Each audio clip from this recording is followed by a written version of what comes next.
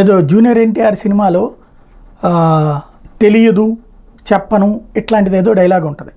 దాన్నే పట్టుకుని ఇప్పుడు హెడ్డింగ్లు అంటే ఇప్పుడు మనకేంటంటే క్యాచీ హెడ్డింగ్ ఉండాలి, అంతే తప్పించి మనం హోంవర్క్ చేసేది ఏమీ ఉండదు.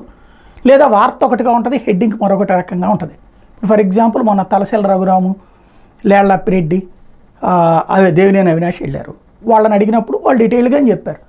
ఎందుకు మీ ఫోన్లు స్విచ్ ఆఫ్ ఉన్నాయంటే సుప్రీంకోర్టుకి వెళ్తున్నాం మేము కాబట్టి ఫోన్లు స్విచ్ ఆఫ్ చేసుకున్నాం, మేము ఎక్కడ ఉందో మీకు తెలియకూడదని అని మా మాట లేకుండానే చెప్పారు.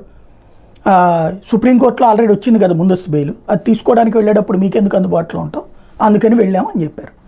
కానీ ఇక్కడ ఏం రాశారు, తెలియదు, మేము చెప్పము, లేకపోతే ఎందుకు స్విచ్ ఆఫ్ చేసామో చెప్పము అన్నటువంటి తరహాలో రాసుకొచ్చారు.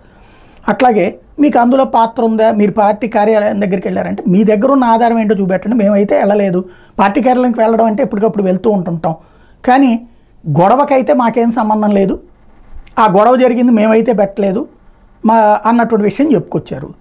అదే సందర్భంలో మీ వాళ్ళు కదా వీళ్ళు అని అడిగినప్పుడు వాళ్ళలో మా వాళ్ళు అయ్యి ఉంటారు, కాకపోతే పాయింట్ ఏంటంటే వాళ్ళకి మేము చెప్పి పంపించలేదు, ఇట్లాంటి కథ అంతా నడిచింది. ఇప్పుడు నందిగం సురేష్ సేమ్ కదా యాంగిల్ ఉండేది.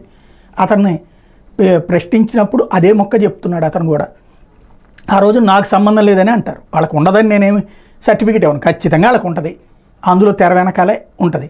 డైరెక్ట్గా తెర ముందుకు వచ్చి చేసేవాళ్ళు అయితే వాళ్ళే వెళ్ళి గొడవకు దిగేవాళ్ళు. కాబట్టి ఇక్కడ ఇష్యూ ఏంటంటే నందిగం సురేష్ని ప్రశ్నించారు, అతను నందిగం సురేష్ని విచారిస్తే లేదు తెలియదు అన్నాడు, ఇది రాసుకొచ్చారనమాట. అతనైనా చెప్పేది మా నాయకుడిని తిట్టిన దానికి మా కార్యకర్తలకు వచ్చింది ఆగ్రహం అని నేనే చెప్తారు. ఇప్పుడు మన జగన్ చెప్పిన మాటే చెప్తారు. కాకపోతే హెడ్డింగ్లో ఇది తెలియదు అన్నాడు, ఇట్లా అన్నాడు అన్నటువంటి పాయింట్ చుట్టూతానే ఉంటుంది.